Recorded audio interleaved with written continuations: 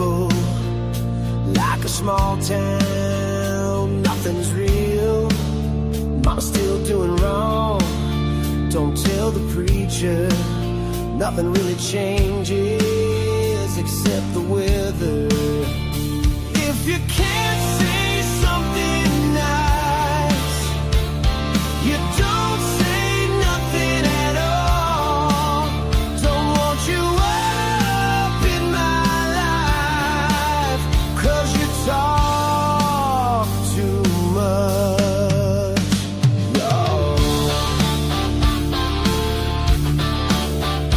I could leave it all, I'm feeling low. Find myself on a brand new road. If you can't say something nice, you don't say nothing at all. Don't want you up in my life, 'cause you talk too much, y'all.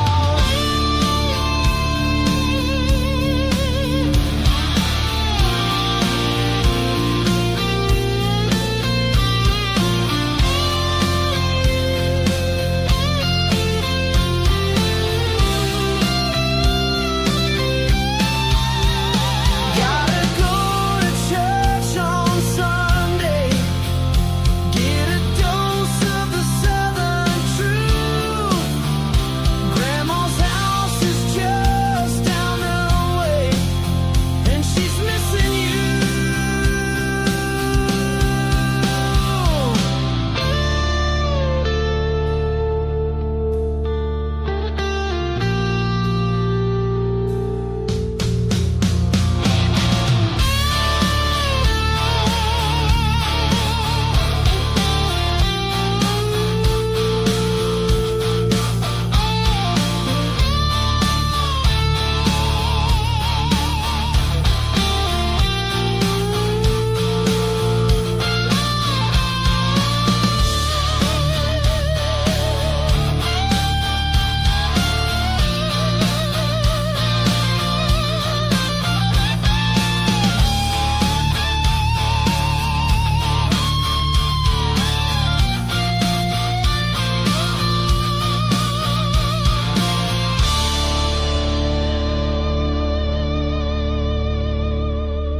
All right, we are live today with Miss Jenna Turnipseed, who is running for the special election in the 14th district of Georgia. I'm going to take these headphones off so I'm not shouting at Jenna. Jenna, thanks for being here. Absolutely. I want to get an update. I appreciate you coming by. She's offered to come by often, and I appreciate that. She's hometown Chickamauga, and I was thinking when we set the time, I was thinking, is that a good time? Because I know you have the school and all that going on. So I was like, wow, maybe if it's good for you, it's good for me. But the campaign is well in swing, and a lot of activities going on. I try to keep up with much for the information out.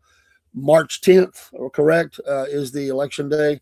I'll actually be going next week for a little bit of training we do before, because I'm a poll worker.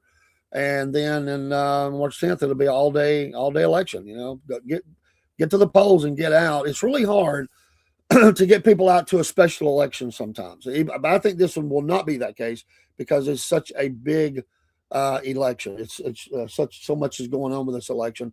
The first special election we actually did 2 elections in the same precinct. It was crazy. That's how I got started in elections and working as a poll worker.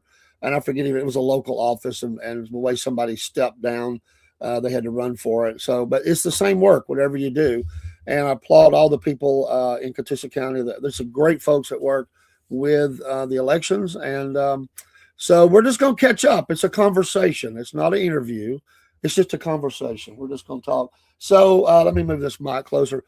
Jenna, so how's it been going? How are you doing? And the family and school and the farm and all that? So I'm doing good. Family's doing good. School's doing good. It is a lot together. It is 100 miles an hour all the time. I think I'm generally up by like 4:30, and I'm lucky if I'm in bed by 10:30 or anywhere near there. Students have been absolutely great with it. I've had to take a few days off for afternoon luncheons, things like that I've been to. I have missed a few candidate forums just because our rifle team is competing right now. So I had obviously my obligation first is my students because that commitment was there first. Yeah. So there's definitely events that I've been missed, but I think the majority of it, I have been able to make it to most things. So Yeah, and those things are going to happen. I mean, I applaud the work ethic. I mean, well, you've shown that through your military career and the school and the business and everything you're doing. And honestly, sometimes they make things like that not at the best times anyway. right, yeah. Sometimes people get really mad because they'll do things during work hours, for most people that work. Yeah, I think a lot of people are probably down here anyways with Chickamauga, right? Because it's going off at 4:00 today for the city council meeting. So there's a lot of people that are at work, they can't attend it, that are interested. So and that's frustrating. I do. One of the things that I won't mention the name, but previously, many years ago, one of the things I really liked was a person that kind of started those town hall meetings in the county, Walker County, and at least they were bumping those around at different times, even weekends. I think Saturdays even had them. They'd have them in the evening, they have them during the day. They moved them all around the county, and I thought that was a good thing. Yeah, so I'm finally going to be able to start doing town hall meetings the second half of February. Okay. First one that I have is February 9th in Chatsworth. So if you're in the Chatsworth area, please come out. I'm going to try to mix them up between the evenings, some of them during the day, and a few on Saturday. But with our district being so hard, it's definitely going to be hard to be in one area on a weekday, on an evening, and on a weekend. So they just kind of be sporadic between them all. I didn't ask you this the last time, but where will you be on election day? Like where do you vote? What is your precinct? My precinct is Chickamauga. Is Chickamauga, Yeah, so it's in the city. is Chickamauga. So will you? I'm going to put the banners and whatever up and go be there, or because I don't know. I hope the weather will be good, but is that where you will be, or are you going to kind of move around to different areas? So I'm back and forth. I really want to. I've thought about just staying stationary in Chickamauga. Obviously, I like the idea because that is my home precinct, and that's where I want to be able to be. Yeah. I've also honestly thought about just going back to school because I don't. Obviously, it'll be a while before the votes roll in, but it is election day. And that's kind of who I want to be with to see how this plays out and how it goes. So I will either be outside the city of Chickamauga or I will be in class with my students so that we can just kind of keep up with it and see how it unfolds. A lot of them are actually really interested in this. Obviously, they're not old enough to vote. Last time I did this podcast with you, for probably about a week and a half after, I had students coming in. They're like, ma'am, I watched you yesterday. Ma'am, I watched you yesterday. That's awesome. Thank you, students. That's great. I teach JROTC. And a large part of what we do is teaching civic responsibility. I love it. So being able to get them interested in voting and what is going on is a really neat aspect of running. Well, they're blessed to have you. Thank you for having that. Because one of the things I think we've talked about it, we have been, there's things like that are not taught as often as they should be through a lot of curriculums, but it's so important like to understand the freedoms we have and the rights we have to be able to do that and get into it. And, my granddaughter, one of them just asked me, we were talking about the year she graduates, and this blew me away that she was thinking about it. And she said, the year I graduate, we'll be voting on another president. Yeah. And see, she was already thinking that way. And I went, wow, that's good. I planted something in her head, Is she old enough to vote the year Not she yet. graduates? Well, let's see. No, oh my goodness. I'm trying to think. She might be her first one that she could vote on. I'll have to do the math there. I think it might be. So she's thinking ahead. Yeah. And she didn't talk about candidates or anything like that. She just said we'll be voting for another president. And then she was talking about senators. I thought they voted every 4 years, and I was explaining it to her, so she's actually thinking that. Well, this is middle school, folks, or she'll be in high school next year, but so she's thinking that way. And God bless you, students, for being active and supporting your teacher and being engaged in that. But I think that's great. On election day, I'm meeting voters all day, but obviously we can't talk politics, and we don't. We just talk to people as just as human beings and fellow citizens and voters in the county. But as the day goes on, I get, and there's no information released anyway. But as those polls close, I can just feel that wanting, like everybody's on go. And we do printouts that just show our precinct. We post on the outside of the door, and there's a lot of things that has to happen for the legality of it and the security of it. But we're so busy, I don't even have time to look.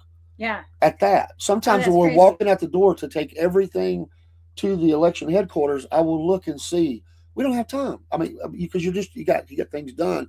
So I go to election headquarters, we get everything checked in, and I'll go out to my car to head home, and I'll just do a quick check, because a lot of times by that time the results are in, except for if it was a nationwide, then we've got things across the nation.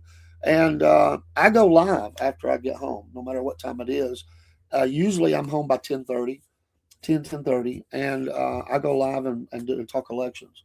But I've always loved it. I've always loved this process that we have. Is it perfect? No, sometimes, but it is something. It's a freedom we have. And my dad was very. He was not political, but he definitely believed in voting. And so I'm just curious about that. Where would you be? Not as in a judging kind of way or nothing like that. Just where are you gonna? Because this is thrilling. Right. No matter what happens, you are. And think about it. Across the world is looking at this, and you're one of the people that is running. You're a part of that. You're invested into that. Right. And I can't imagine what you're feeling right now to know this. That it could be you, and I hope it is. I really do. I'll say it. This is the person you need to vote for. I don't care what anybody says. They can be mad at me. And I'll anybody on the podcast. But I told you before, I really respect your positions on things, and I hope you win. I do. I appreciate that. And that actually makes you my first official endorsement. Okay. I had a lot of people send me stuff, but most of the people that I have worked for, generals and colonels and things, they're still active duty in uniform. Sure. You cannot endorse somebody when you're actively serving. So that's, if you ever see like on a Facebook post where I have just kind of a blank quote and there's no name attributed to it, it's because they're still in active duty. I got so you're the first person with an endorsement that I can put a name to. So look at that. I got one. You can. I did let her know it was a week or two ago, a week ago or whatever. And just, you know what, I told you when you came, I had not chosen, hadn't selected anybody who I would vote for. I just wanted to listen. But, you know, I was really reading and paying attention, listening to speeches and what people had to say. I was watching the commercials, looking at social media, and it just became evident very quickly for my vote, that's my vote, that you had my vote. And I'm rooting for you. Anything I can do to help, I want to be a help in that. So I highly respect what you're doing. And, you know, I want we talked about, I want our air to be represented well. And I just love your military service. I love that. I love things you stand on. We talked about the last time, regulations. We talked about some of that, things you face as a business owner, your role as a teacher and educator, a parent, you know, someone who's hometown here. And I just like the way you carry yourself and what you'll be good for this area. I know that. But how's the meetings been going that you have attended? What kind of town halls? So the majority of what I've done, I've been able to be at is either GOP meetings or a lot of candidate forums are starting up.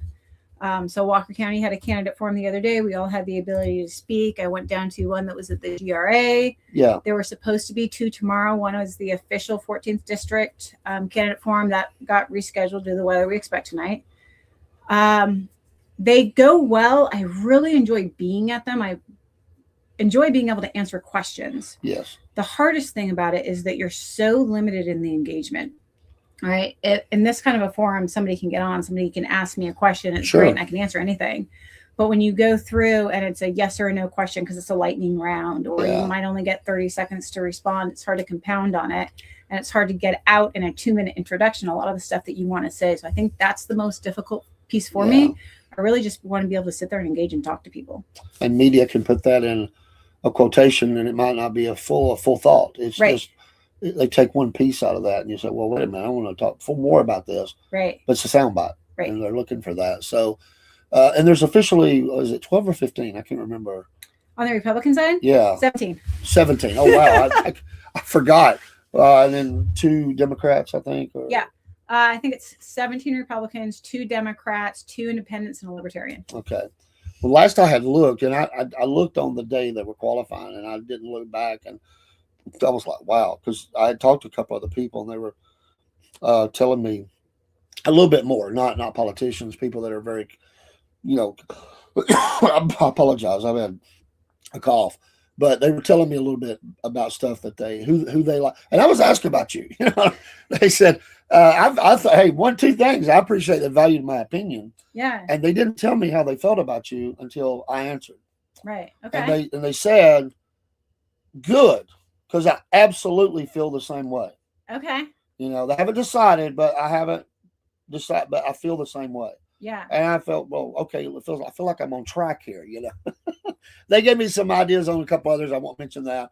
That wouldn't be fair. But you know, we were talking offline, and it was all offline. I didn't even mention who it is. But you know, it's just interesting to see, and as it gets closer, you can kind of feel it building a little bit. And as you said, they're going to start doing straw polls to narrow down who's going to be on stage at these things, and that starts. Well, this one got rescheduled. So it should have started today, and the way that it was going to work is the 14th district GOP would have had all 17 Republican candidates out. Yeah. We all would have had an opportunity to speak, answer questions and stuff during the forum, and then they were going to take all of that 17 and eliminate it and reduce it down to 8. So the one on in February would then have the next 8 candidates that polled the highest. So it's kind of nice in the fact that you're able to hear more from the people that you were interested in. But the reality is that the most of these forums, at least from what I've seen, right, this is my first time really being a part of a lot of this. Sure. Is when they do the straw polls, the people in that room are people that candidates have brought in to be able to get more votes so they can make the straw poll to make it to the next one, which, I mean, face it, if you're polling for popularity, you're going to try to bring in your support. But I feel a lot of the time there's more candidates in a room than there are voters. And there's certainly not a lot of undecided voters that show up at a lot of these things. There's a few. Don't get me wrong. There is a few, and it's fabulous that they're doing it, but there's not a lot. Yeah, they're following somebody that they want to hear speak and show support to them. So that's kind of hard. Have you been able to do any door-to-door or anything like that at this point, or get out and meet people besides those type of events? No. I really wanted to, when weather canceled everything the other Monday. Bad. Yeah. But I felt bad at the idea of knocking at somebody's door and them having to open it when it's like 28 degrees outside. It's like I don't talk right now. So we've got a few on the books,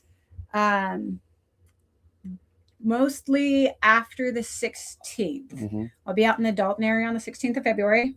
The next Monday after that, I will be around Chickamauga, and then moving to Rossville later that week. Nice. So hopefully things will warm up a little bit for us, but when I can get out at the earlier hours, about after school ends, I'm going to start going door to door. Has media contacted you at all to get answers to anything, or just find out more about you? I had Notice reach out. I've actually had CNN reach out, and I did an interview with a reporter that flew in from Paris to ask questions because he covered all of MTG's election. But it has been easier to get media on a bigger scale further away than it has been able to get anything local. That's amazing. Yeah. Well, like I said, we know the world is watching. They're interested in this. And I'm glad that I haven't seen, I don't think that Marjorie has said really anything about this election. She's went to the beach and stayed clear of it. And I think that's probably good for the most part. If she has, I haven't heard it. No, I think she put out a very clear statement at the beginning. She's not endorsing anybody. Yeah. And since then, she's pretty well stayed away from it. When you're talked to by people who are undecided, what kind of things are they interested in? If just to gauge what you're for or not for, if you could think of one or two things that they've really like top of the hill.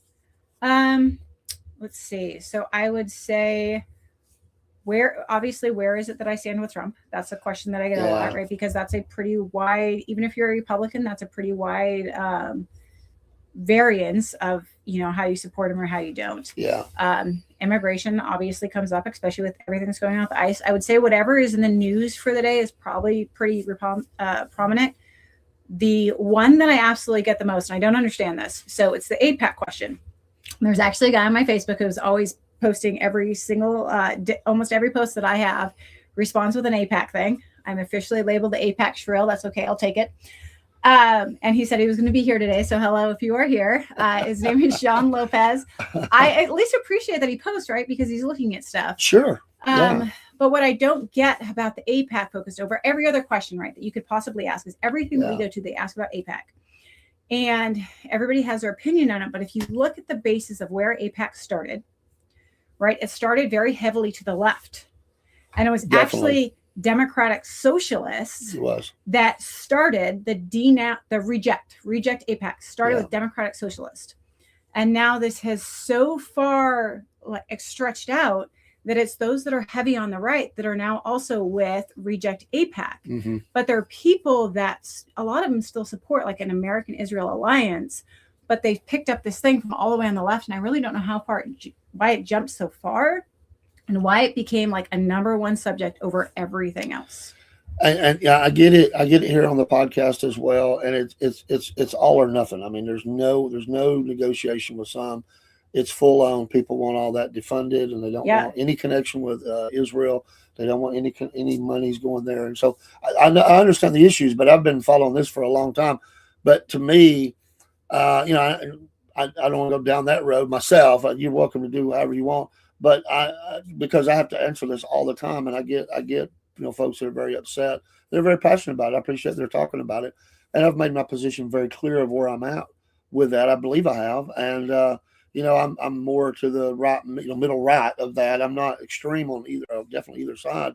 And I do pay attention to geopolitics. I do pay attention to things in the world, and I just say to them, we got to agree to disagree here, right? Because I'm not going to change your mind. You're not going to change my mind, but we do want the same things, I believe. Right. But it is you, and that's kind of where we're at in politics. It's you got to be all against something or all for something. There's no degree to it.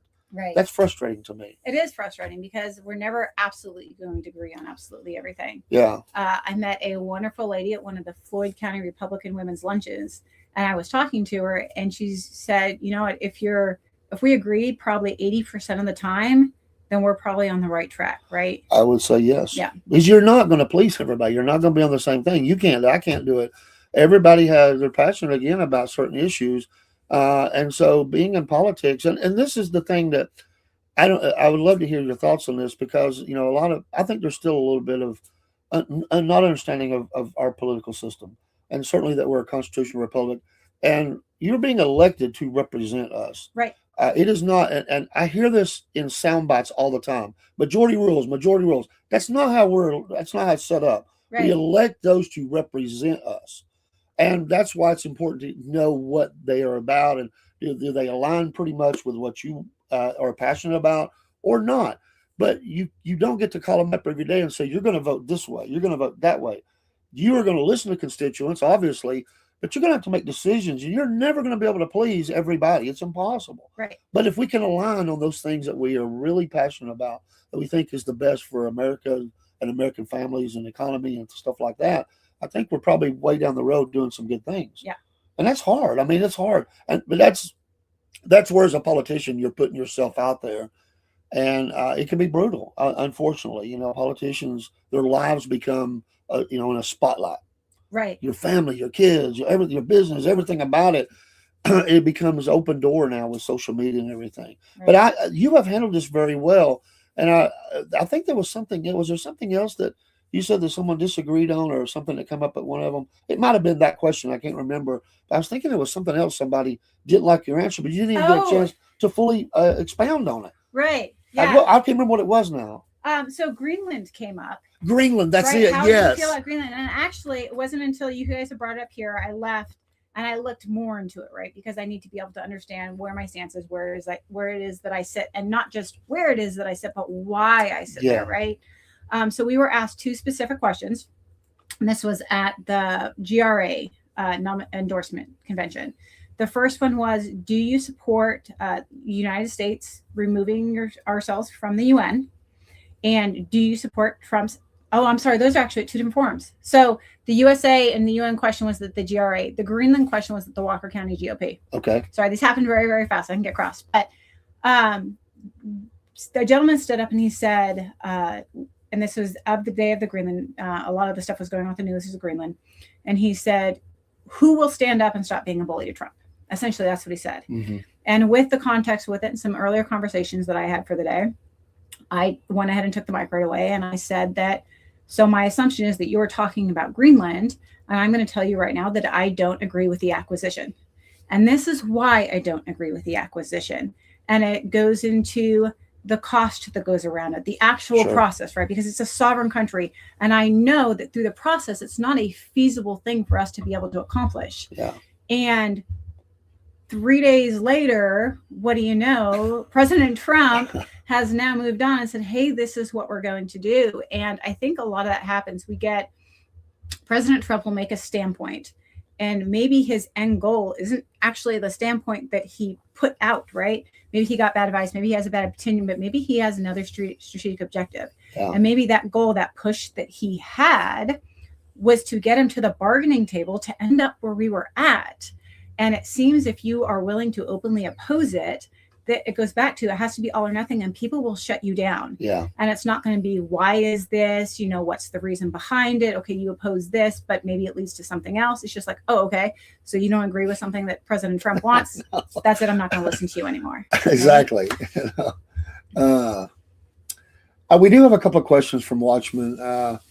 So does she support AIPAC was the first one, and you may have kind of already answered that. I think you answered to a varying degree that even though, because I will move on, but if you want to add to that, does she support making AIPAC register as a foreign agent was the other question. And the last one, where does she stand on the First and Second Amendment? Okay, so I'll go back to AIPAC a little bit. Okay. I've never specifically been an AIPAC supporter, and I've never been somebody that's going to come out and denounce AIPAC.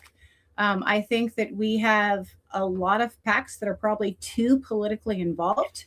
True. But that's the point of the PAC, right? Their entire job is to raise money to be able to push whatever their agenda is.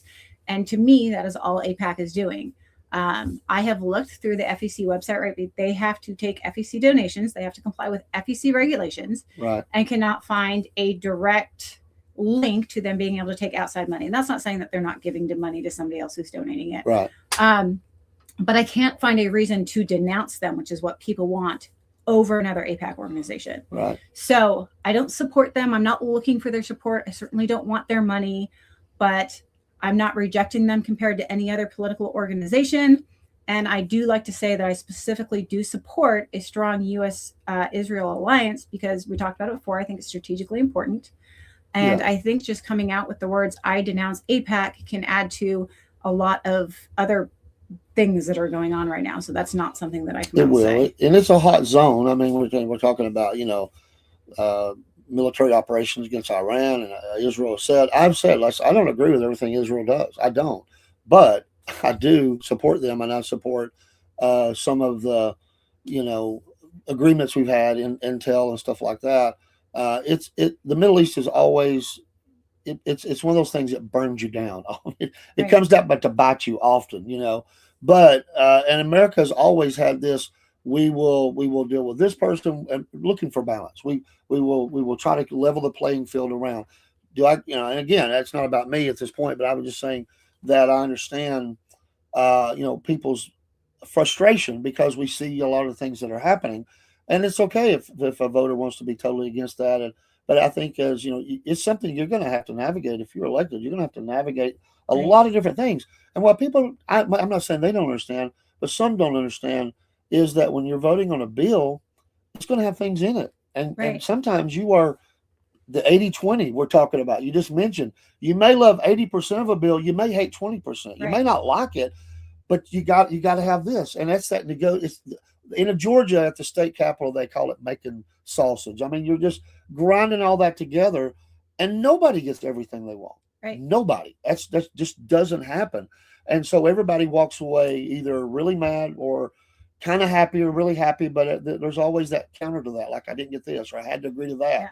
That's the way it happens. And if you're not willing to figure out a way to get it done, essentially, where you're back to being shut down, right? Right. You have to be able to negotiate that. And you have to be able to go what's important to you, what's important to your district, and give and take is part of it. So you're 100% right. Yeah, in Washington, voters say this all the time.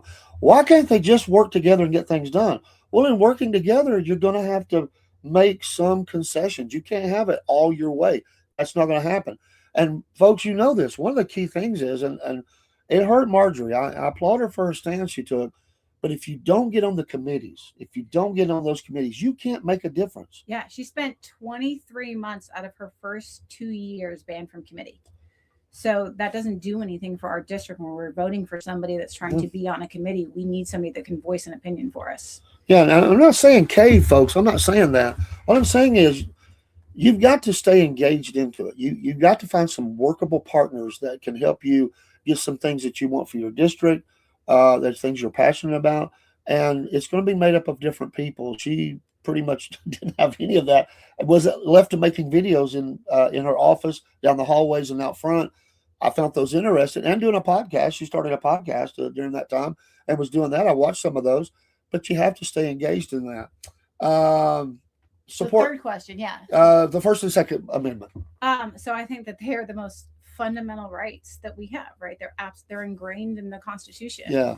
I don't know if I can voice a lot of an argument that, or use an example that somebody is going to voice against the First Amendment, right? Probably the Second Amendment is the most controversial that we see. And I would say that it doesn't matter where you morally believe on any stance when it comes to what weapons should or should not be out there, who should be allowed to hold them. Can you have a silencer? Can you have a machine gun? Like, the Second Amendment specifically states rights shall not be infringed upon. Mm-hmm. And I've seen a lot of things. People go back and argue, and they're like, oh, well, that's to form a well-armed militia. It is, but that's the exact point. So if we go back and let's look at like COVID timeframe, right? What happened? Yes. We had ammo shortages, and then we had primer shortages. Truth. And the United States military, when we started shipping stuff to Ukraine, we had to look at what actually could be given away because of military stockage shortages. Yes. And you could look at the manufacturing. If we went into war tomorrow, we could not produce the manufacturing required to defend our country. And that is why we must maintain the right to be able to maintain our arms in the event that we need to stand up our militia. It is our fundamental belief. It comes from how our country was formed. And I'm a Yes. huge supporter of the Second Amendment. Yeah, and I appreciate you bringing it up. I mean, I knew that and really had forgotten it. I remember they're sending all this ammo, and yes, folks, some of it went to Israel too, and I get it. People were mad about that because our stockpiles went down, and we have to maintain America first. I mean, we have to take care of us first. You know, we had to shut down the majority of our range training days. I was assigned to the 101st at Fort Campbell at the time, and we had to cancel ranges because we weren't able to shoot because we didn't have the ammunition stockages, right? So we're not even looking at a large scale war at this point. We're just looking at military training. And if we can't refit our own ammunition, what's going to happen to us when we come under some kind of an engagement where our manufacturing facilities no longer exist? Are we still low on that? Do you know? Or have we come back some? I think we're doing pretty good. I don't think that there's any significant. It's scary that we were like that.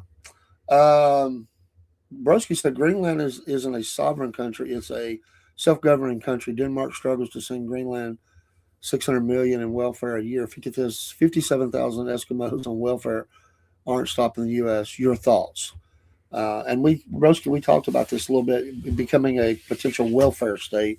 But anyway, your thoughts on and as far as the wording goes, you might absolutely be right. The reason that I will use a sovereign country is that for Greenland's ability to leave Denmark, they have to sign a referendum, right? They'll have to vote on a referendum to agree before they can even be removed from Denmark. Denmark can't just sell them, right? Right. But when it comes to, so this is one of my huge proposals after I left here that I looked at the cost to support citizens in a state like Alaska, right? Somebody's distant from us, and providing the same services that we have to American citizens in a situation where they are dislocated from us in Greenland. And the best average bill that I could get to support with the same benefits that we have here was between like $24,000 and $37,000 per citizen to be able to keep them within the American standard if we absorb that country as one of our own states, right? Fully at the exact same level of law and principle. And that tax benefit's outrageous. And I said at the time, I don't think you have to storm the beaches there. He said self-governing territory. You don't have to storm because we already had agreements in place, and I think that's where the president is kind of at now. I was going to go back to that point just for a second. He says these outlandish things. I think it is part of the art of the deal, and getting everybody fired up about it and talking about it. But he does say some outlandish things sometimes, and he kind of rolls back a little bit and kind of gets. I'm sure he gets some counsel. Broski says 57,000 people isn't even a neighborhood in Brooklyn. It's not much to absorb. We need Greenland strategically for a number of reasons.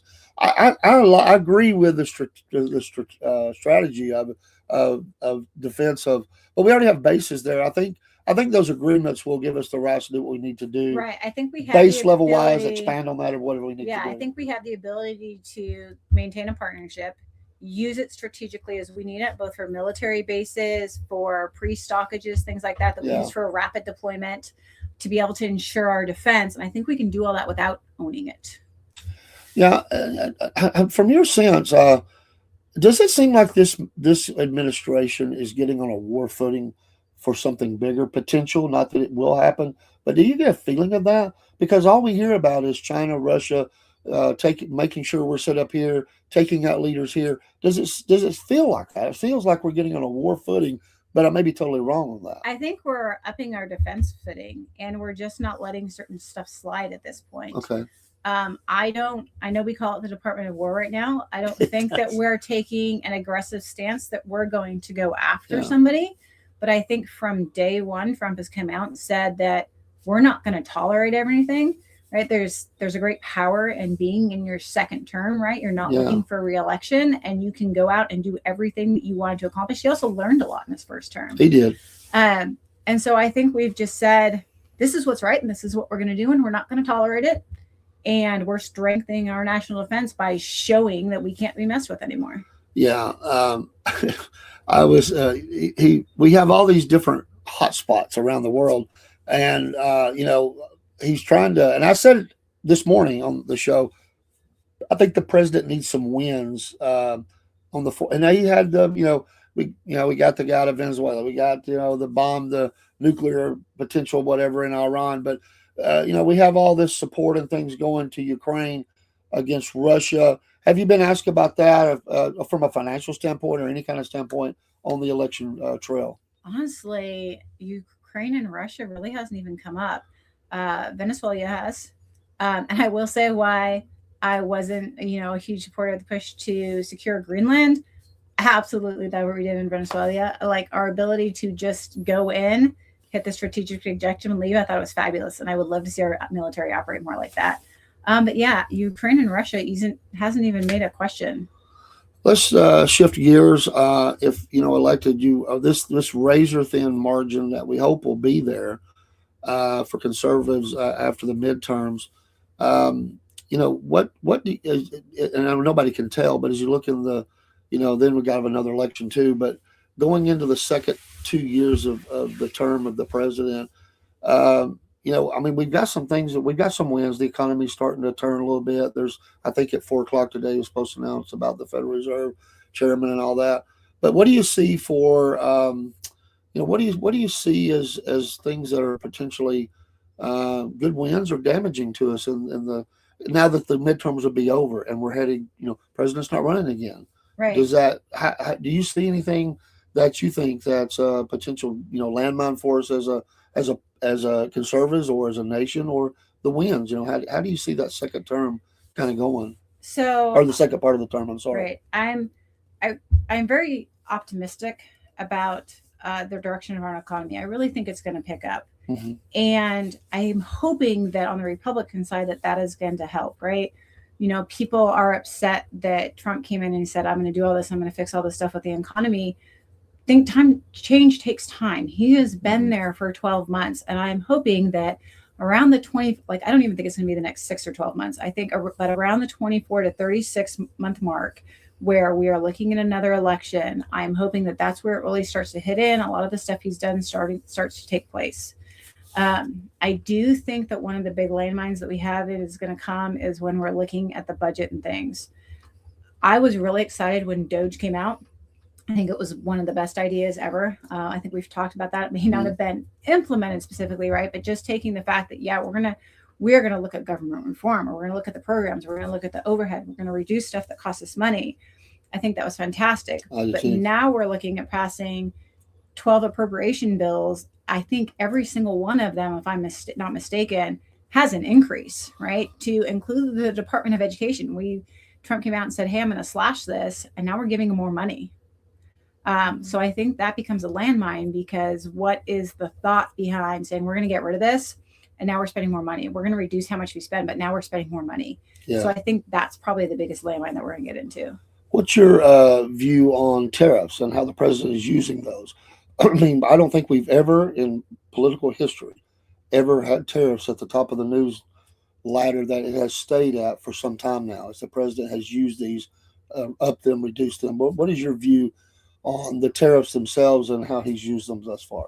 I like how he's used them. I find finances and money has always been a weapon for us, right? That's why we do, embargoes and things on stuff, or we Yeah. we might sanction somebody and not be willing to work with somebody because we use that money to our leverage. I know that there's concern that that causes rising prices, and this is one of those short-term things, right? It hurts in the short term when all of a sudden you go to the store tomorrow and something has had a 20% or so tariff placed on it. Yeah. But if we want a long-term strategy that's going to work, right?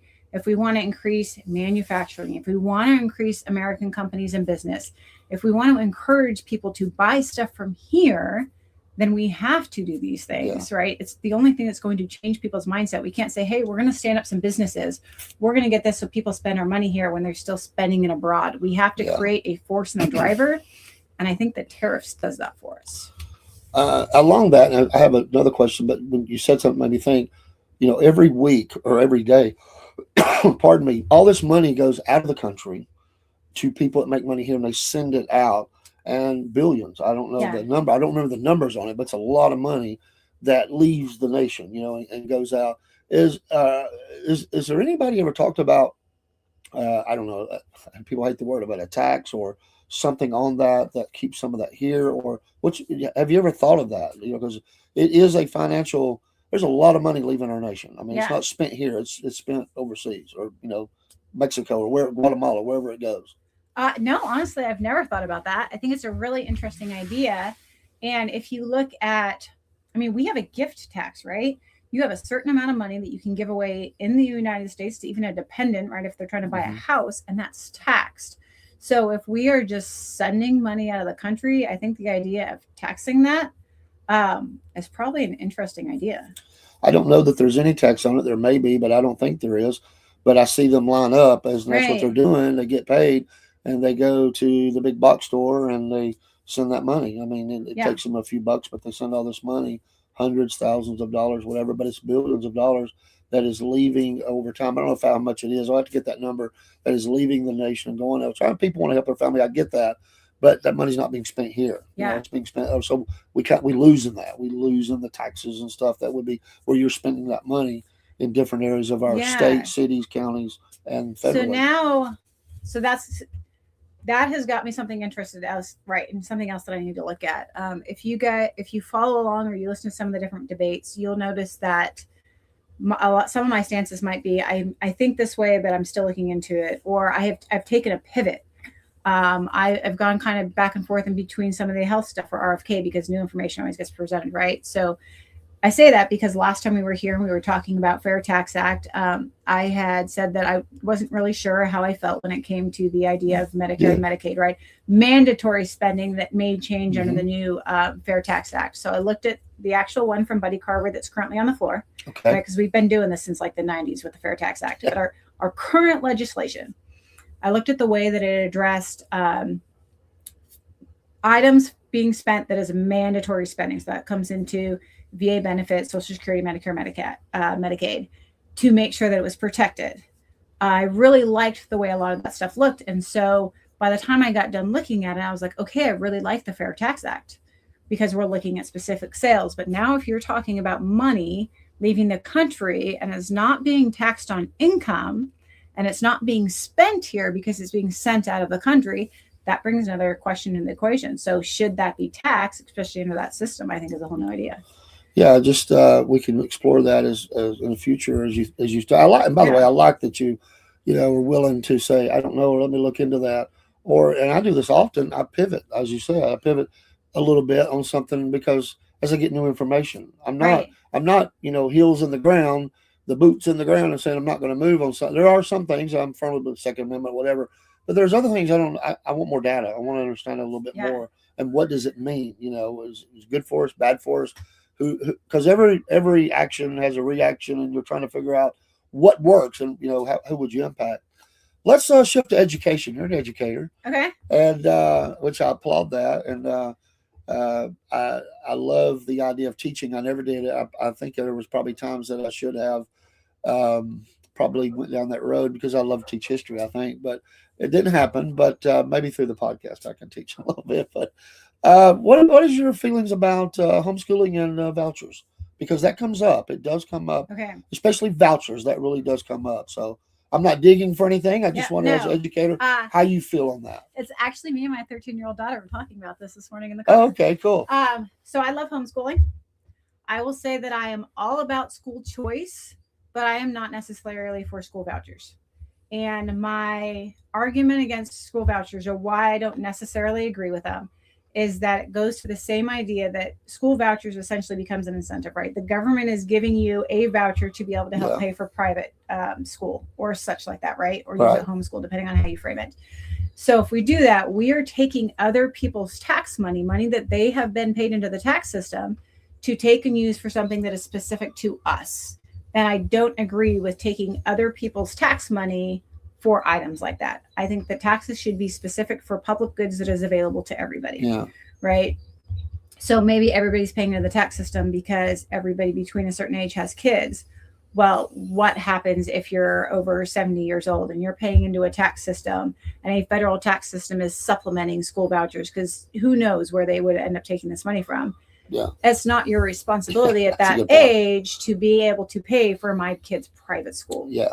But the homeschooling brings up a whole nother factor, and this comes to tax deductions, tax credits, right?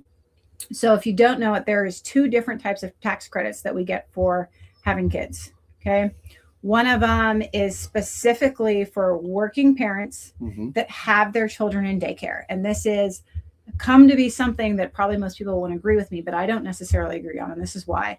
If I get a tax credit, right, I get money back from the government to supplement the money that I'm using to pay for daycare for my kids. One, other taxpayers are not paying for that. Two, what benefit is the mother getting that's not working, that is homeschooling her kids? She is not only, That's true. she's not paying into daycare, she has given up her entire income, and she's not getting an equal benefit Yeah. that somebody that's working is getting. And it's not that she's not doing a job. She's staying at home all day and Right. homeschooling her kids. She's giving up her income. She shouldn't be left out of the system. And if we're helping working mothers. So I've kind of come to disagree with that one. And that's kind of how I feel about homeschooling. I think something needs, either nobody needs to get anything, or we need to find a way to give homeschooling mothers something so that benefit is equal across the board. Yeah, it comes up a lot. Daycare, people being able to have. I mean, you can't even get in daycares. There's such a shortage Yeah. now. People are putting their names on lists before they even get pregnant now. I mean, I've heard of this. Even in this area we live in. I actually looked at trying to put my son in daycare, and I started looking when I was pregnant because my husband wasn't retired yet, and I wanted the ability to like work on the farm. Yeah. And I was just looking for something maybe 3 days a week, and I couldn't get on a list. And I actually got an updated list the other day because I had tried to put my son in preschool 12, 14 months ago. And he's still on a waiting list. No, Wow. like, this is how we're going to update this process, and this is how we're going to look Wow. at it. Luckily, I waited to take a job until my husband is retired, and he is able to stay at home with him, and I don't have to worry about it. But it makes it unrealistic for a lot of working parents, especially when most of their paycheck is going to be spent in daycare. Yeah. I would like to, and I don't know how to get there, right? This is one of the I don't knows. But I think we need to go back to a time in America when you only have to have one working income in a household. That's going to Amen. save a lot of the daycare problems. It And would. yeah. There was a video. A lady the other day was saying how she she was working and not having time for her children and all that, and saying it was better in the 50s, and she got ridiculed for it. I don't know if you saw that video, but she had this light bulb go off, like, we were better. We had someone with the kids at home, and it's like we've kind of come in full circle. People are seeing that the damage that's been done. Right. Well, and if you go back to education, it's hard for a parent who might be at work till 6 o'clock or 7 o'clock, let Yeah. alone be on a swing shift, to be able to then go home and help their kids with their homework. We've almost got to the point to where we've fully put that on teachers. Yeah. Right? Teachers are supposed to do a certain extent, but they're not responsible for everything. And we miss that when we don't have a mother at home with families helping raise her children, because she now financially has to work for a fraction of what she's getting to be able to support her family. I have many people that I work with. They, the husband and wife, both work there, and they have to work on two different shifts, day and night, to make this work. Yeah. And that's just what they do. Their kids are in middle school, I think now. They're doing great. They're very smart children. They're doing great. But I thought how sad they have to stay apart like that when they can't be there together, at least on the working days, because it's the child care issue. Yeah. So my husband actually used to sit down soldiers that were thinking about getting right out of the military, because we got out at one point. I think I told you my daughter was 4 months old before my husband got to meet her. And we were like, okay, the military is not the right answer. And then we got out and we moved here, and we were working 2 different 3.5-day shifts. So there wasn't a single day in the work week to where we ever saw each other. Wow. We did that for about 2 years. And when we went back to the military, we fully believe that even with being gone for training, with being gone for deployments, being gone for military schools, we had more family time together then than we ever did just working regular shift jobs here. That's an amazing statement right there. And it's telling where we're at. Right? Education is always, you mentioned earlier, the appropriations bills. It's always one of the big hitters. It's not the biggest, but it is a big one.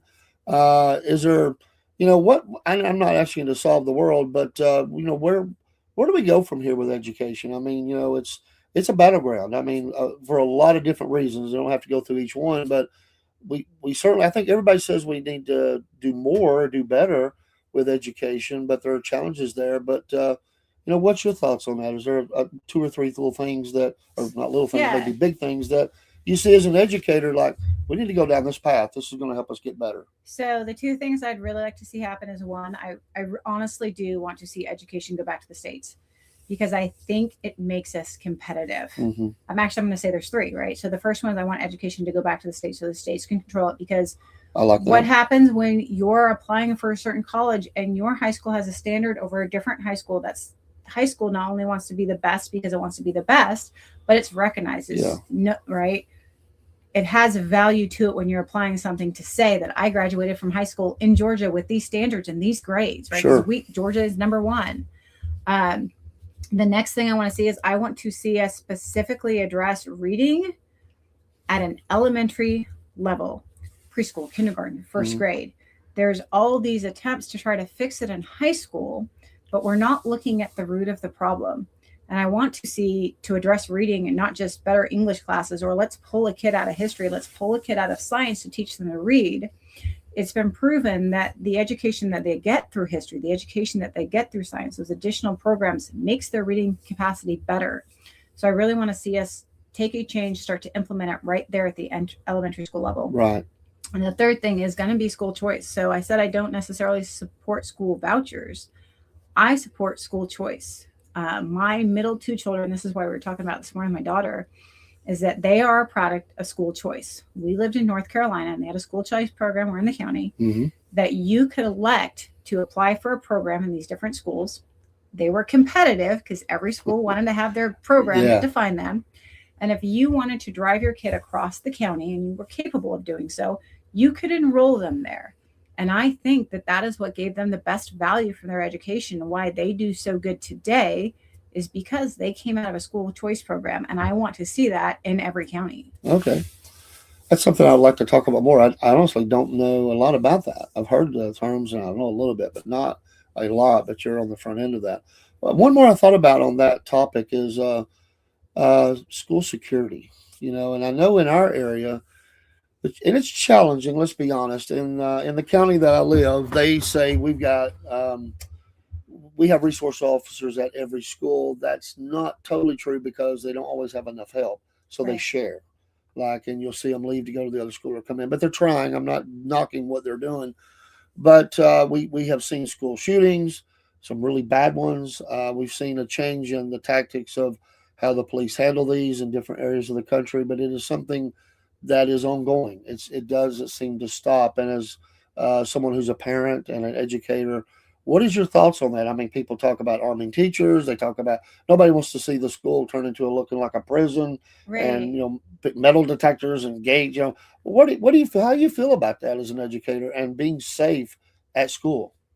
So really don't have too many concerns where I'm at Ridgeland. We have a great lockdown program, right? Mhm. And it's more than recent, where we can be able to set off the alarm. We have the regular drills. We keep our classrooms locked. I do worry about the expense of child development when it comes to security, because I'm sure when you were in high school, but I used to leave high school and go get something for lunch. I used to have the freedom to be able to go out to my car to change, to grab Sure. something for PE, and kids can't do that. And We had the guns in the back of our Right. trucks. That's what I was gonna say. I Yeah. remember I don't worry about guns at school Yeah, because guns used to be in the back of your pickup truck, right along Yeah. the little rifle rack in the back absolutely. window.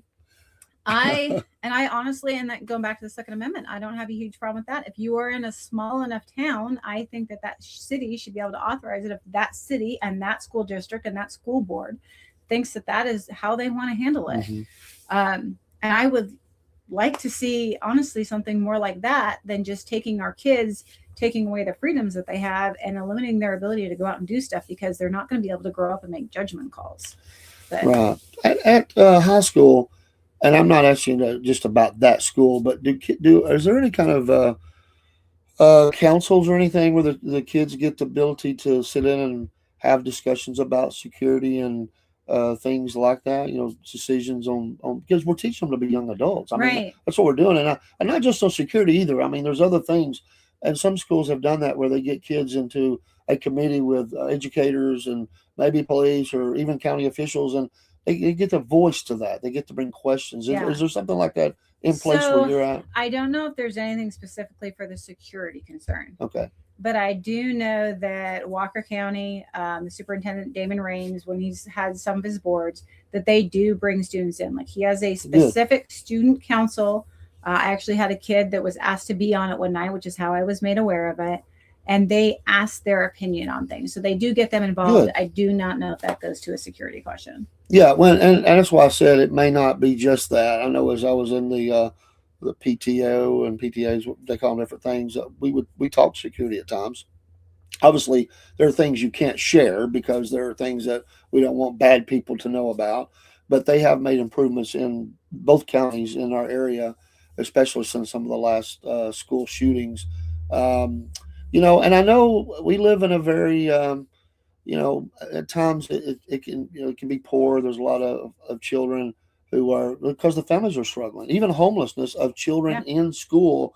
And I appreciate some of the programs and stuff that have been in place to help some of these kids, but it's challenging. And I can't imagine as an educator, you've got this child and they're bouncing from motel to motel or a car even or campsite. I mean, it does happen, sadly.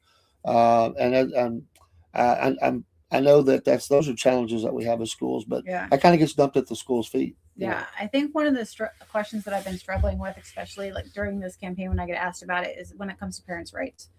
As a parent who is fully responsible for my children and is involved, I 100% believe in parents' rights. I want to say that you're not going to do something with my kid that I don't approve of.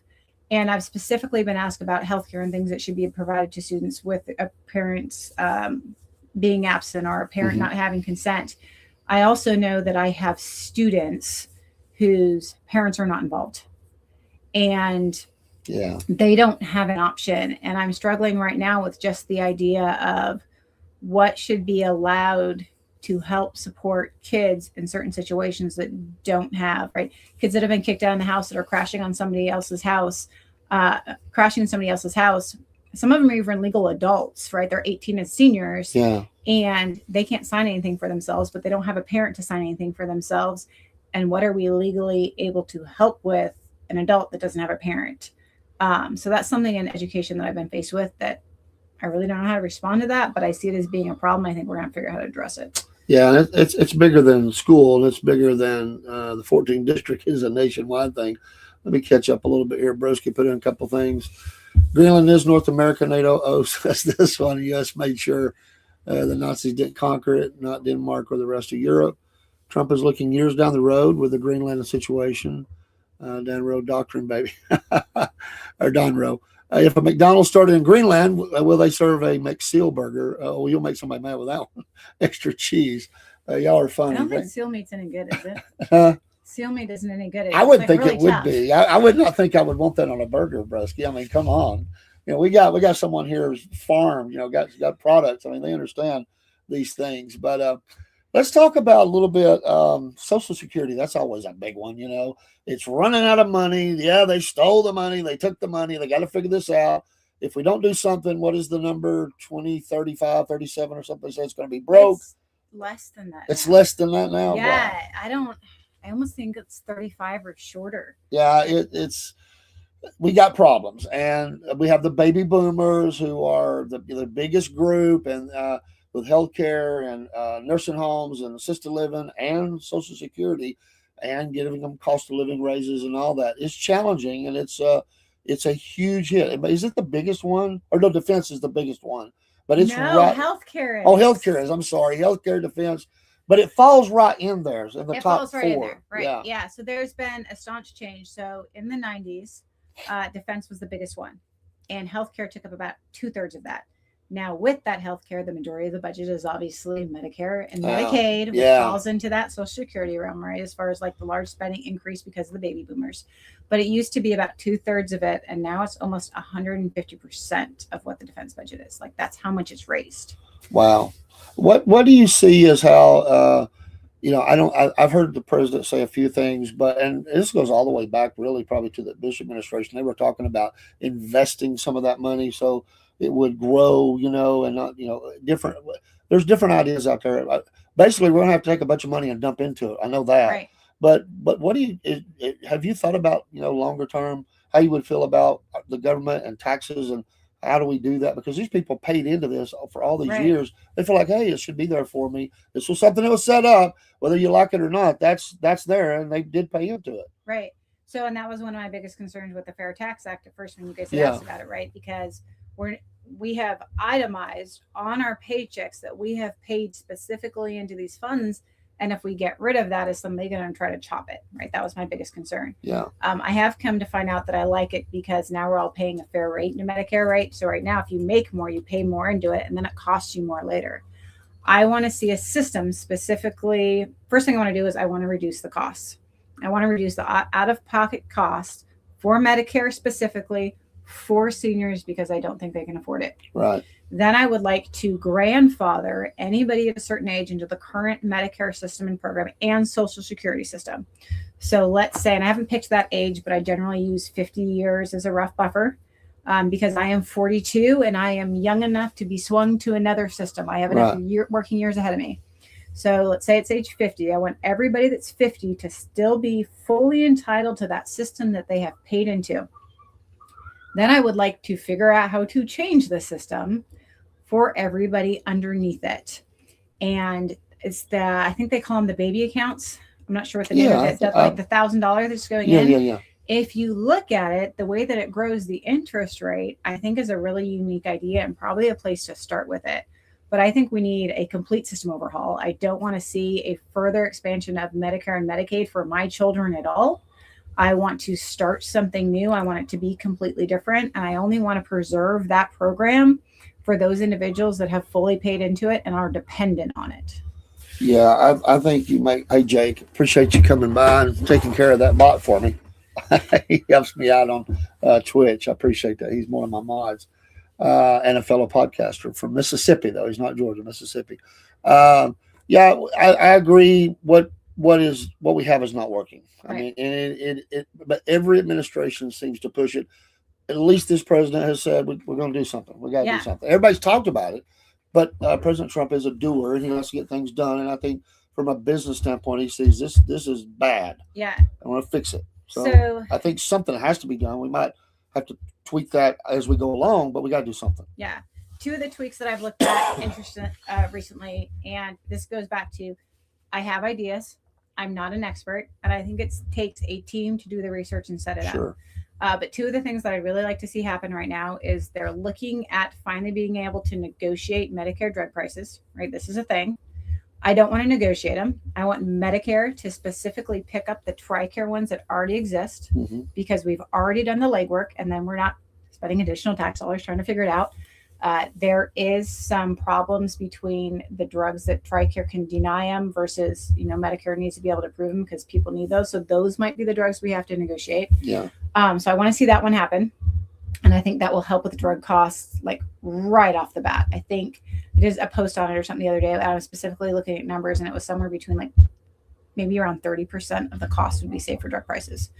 The other thing I want to see happen, and this is going to cost taxpayer money, and I understand that when I say this because I'm generally not a big argument for anything that costs money, but any veteran that has ever served in the military should have the option to opt in to TRICARE health insurance.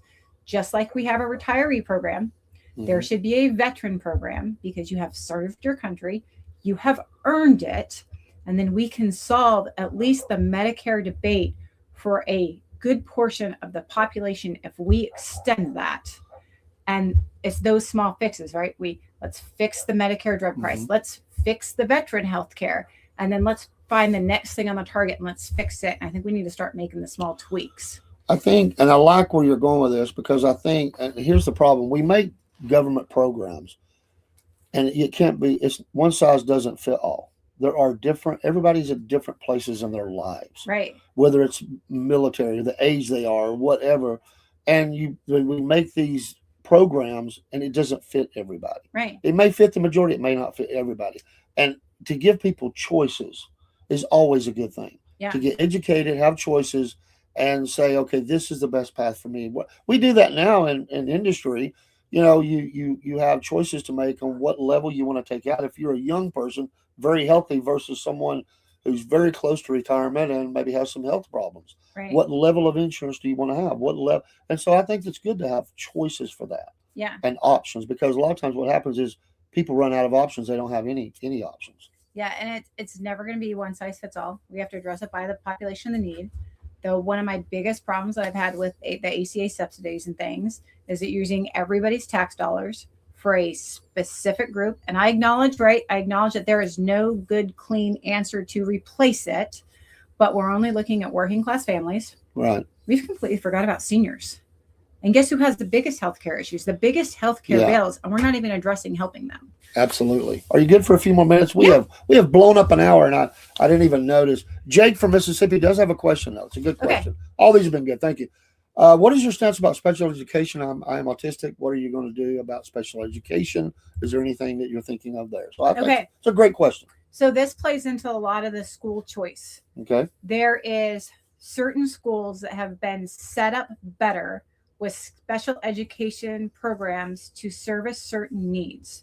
And right now, if you don't have school choice in your area, if you live on this side of the street and you're required to go to this school, you might not qualify to go over here that has the needs program that is designed and best fits you. That's a good point. Yeah. So that's probably one of the biggest things with education and the special needs program is allowing that school choice so that with kids with special needs and special developmental requirements can go to the school that best fits them for their development and growth. Yeah, let's just face it. All schools are not the same, and some just have a little more specialty or ability to help in certain situations. Right. Just like we might say about athletics too.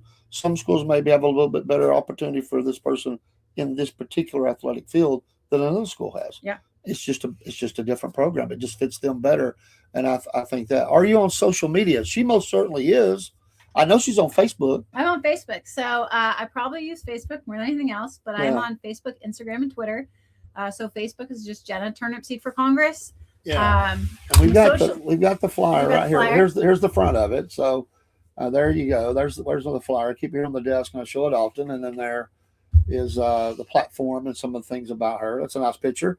And so yes, look her up on Facebook. She's very active and it pops up on my screen all the time. I love it. I tried to send all those on. Please give her a follow. I appreciate the question, Jake, or the questions. And, no matter where you're from, and this is where, you're going on a federal level. And this is always to me, there's always this push-pull in our country. And no more in time have I ever seen it as much, except maybe since the war between the states.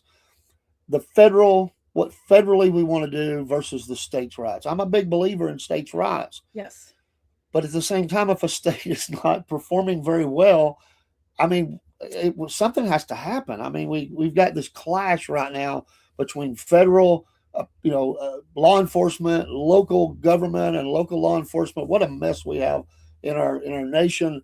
I haven't seen this be a huge problem in Georgia, but boy, I don't want to see it either. But we have elements here. We could see that here. We could see things happen in Atlanta or wherever. So, what are your thoughts about that? Do people get this confused? Like they think, you're just Georgia. I mean, you are Georgia, but you're on a federal level. You're looking at all these things that the federal government's looking at. So I think how do you balance that for yourself? Yeah, I think the biggest confusion that we get is when it comes to questions, right? So I can say schools, for example.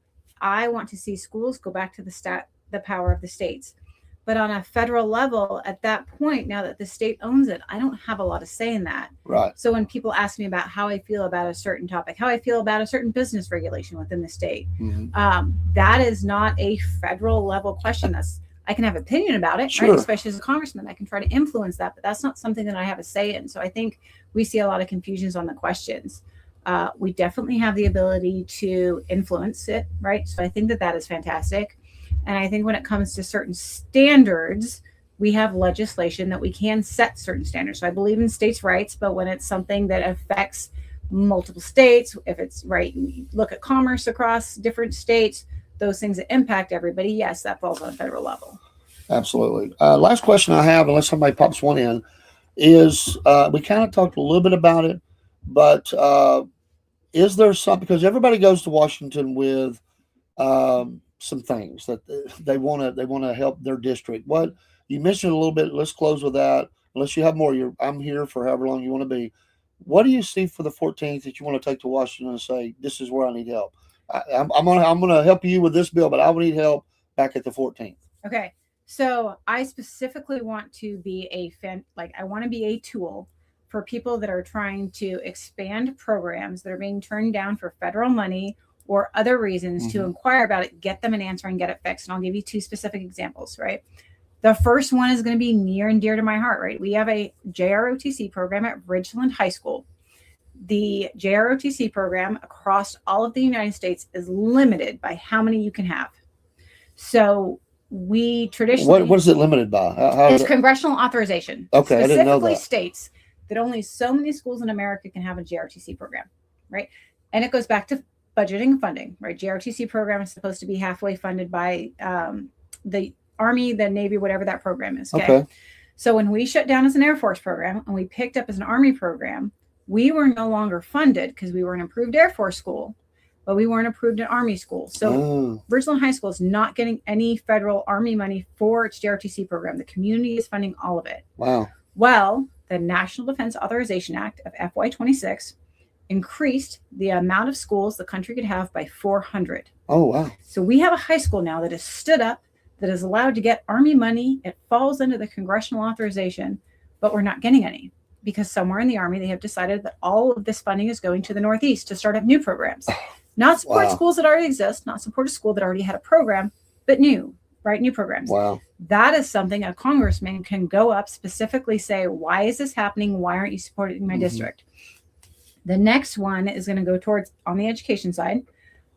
So Northwest Georgia Technical College fields most of our district. They have schools, and I think it's 8 of 10 counties.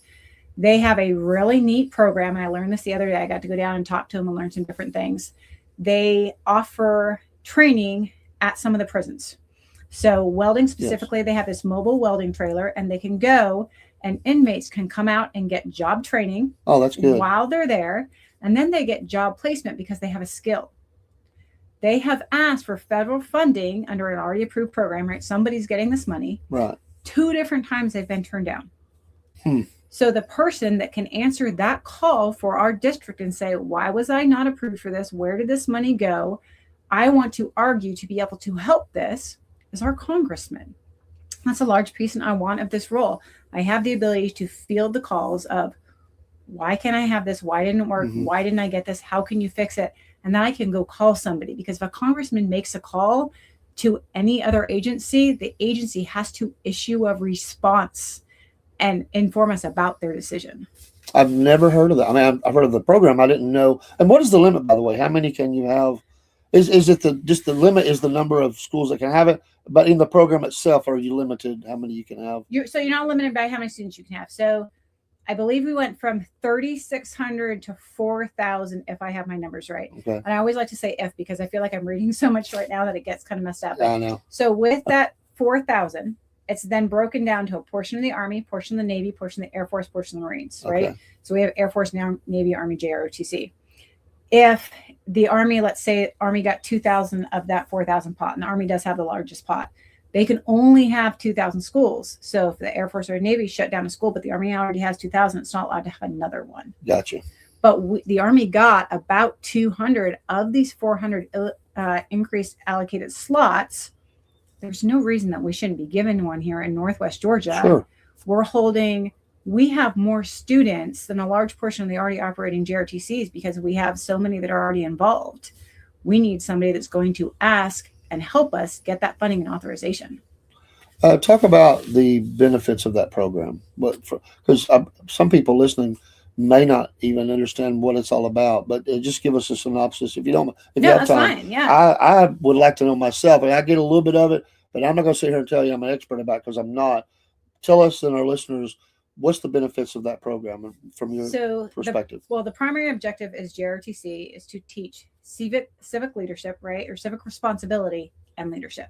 Mm-hmm. So which is one of the cool things about the race, right? Because I get to teach them about civic responsibility. We have a lot of kids in our program that aren't involved in anything else, right? They're not in band. They're not a sports kid. JROTC gives them something that they can be a part of. We also require them, right, as they develop within the program to do different things. They have to learn to talk in front of people.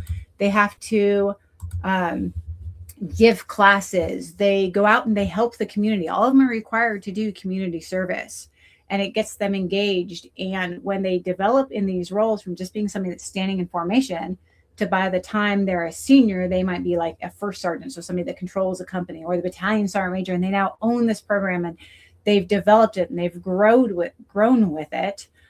They now are way more prepared when they leave high school. They have found that schools with JROTC programs have higher attendance rates. They have higher GPA rates, and they have a larger portion that are college ready. And that's one of the biggest benefits for the school to own a JROTC program. I love that. I absolutely love that. We got to invest.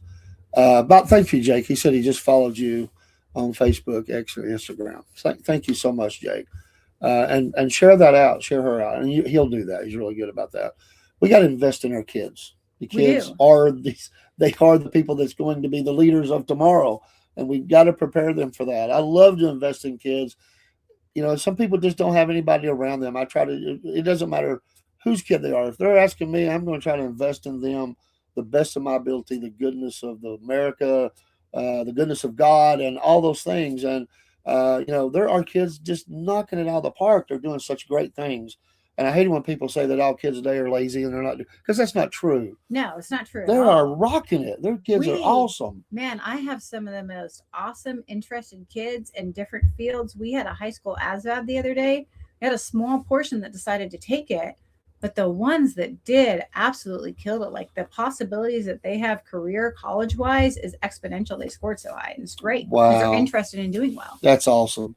We could talk all night. We can't. She's busy. She needs to go home and be with family and eat dinner or whatever. Have a great weekend. Maybe play in the snow tomorrow. I don't know if it's going to snow. We got forums tomorrow. Okay. Paulding County Republican Forum has not been called off yet. Okay. So if you are in Paulding County, Georgia, as of now, it doesn't go for 10 a.m. That may have changed while I was sitting here, though. And Jake gave you an invitation to his podcast. Look for right. him online, and he would love to have you on. He broadcasts all the time. He does, and he's on multi-platform. So, folks, thank you. Thank you, Jenna. I appreciate you so very much. I feel like, she's just family now. She's a part of the podcast, and I mean what I say. You're welcome to come by anytime. Just let me know you want in, and if I have to, I'll set up, and you can just pop in and video straight to us and let us know what's going on. So I have one spot open. I could do that. This would be great to have. But folks, if you're in the district, that's a big district. I mean, it's pretty big, from the state line of Tennessee all the way down to just past Rome, right? Yeah, we take a portion of Cobb County. Let's support a veteran. Let's support an educator. Let's support just a business owner, a mother, parent, wife, all those things. Somebody that has an understanding of what we need in America. and she's willing to go dig and get information. She's not sitting here saying I know everything. I'm an expert on everything. She's going to go get the answer and make a decision on how she feels about that. That's the kind of person I want representing me. That is not closed. That is open to as you get information, and when you get there, to being able to measure people and understand and who can I work with or who's trying to take advantage of me. He says I might be in Mississippi, but I have people in Georgia, people everywhere that watch my podcast. Okay, appreciate that, Jake. You're awesome. But we'll get out of here. We'll let Miss Jenna get out of here, and we'll see her again soon, I'm sure. And everybody have a great evening. I'll be back if the voice will hold. I've been battling this thing for over a week now. But so sorry for the bad sounding voice. Any students that were watching, God bless you. Keep on doing what you're doing. You have a great educator here and friend. Your homework. And mentor. And to her family, thank you for sharing her with us, because I know that means time away, and we appreciate very much you taking that time. And, it means a lot to me that you come in studio. I appreciate that. I don't mind them coming through the video, but it's nice to be able to sit and just talk and have that conversation. So we'll have our own candidate forum right here with Miss Jenna, whenever she wants it. Take care, folks. We'll see you soon.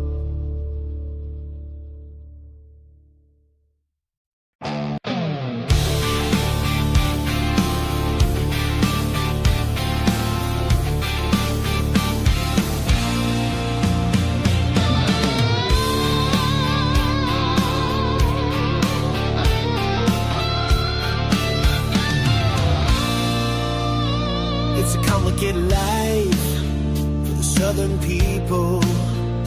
Like a small town, nothing's real. Mama's still doing wrong. Don't tell the preacher. Nothing really changes except the weather. If you can't